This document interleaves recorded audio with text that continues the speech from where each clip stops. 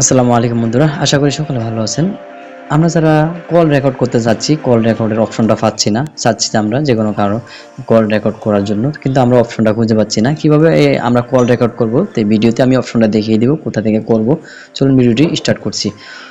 তো এখানে কল রেকর্ডের যে অপশনটা রয়েছে, এই অপশনটা কিন্তু সকল ফোনে থাকে না। কিছু কিছু ফোনে কিন্তু এটা, বেশিরভাগ ফোনেই থাকে, কিছু কিছু ফোনে কিন্তু এটা থাকে না, ঠিক আছে?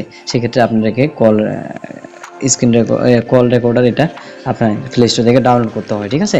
তো এখানে আমি দেখিয়ে দিব কোন অপশনের মধ্যে এটা পেয়ে যাবেন। তো এখানে আমি প্রথমে চলে যাব ডায়াল প্যাডে, এটার জন্য তো অবশ্যই চ্যানেলটি সাবস্ক্রাইব করে পাশে বেল বাটনটি অন করে দিবেন। তো অবশ্যই ভিডিওটি শেয়ার করে দিবেন। তো এখানে আমরা ডায়াল প্যাডে চলে যাব। কল রেকর্ড করার জন্য ডায়াল প্যাডে চলে গেলাম। এখানে ডায়াল প্যাডে আসার পর এখানে আমরা দেখতে পাচ্ছেন উপরে সেটিং আইকন আছে, এই সেটিং আইকনে এখানে ক্লিক করতে হবে।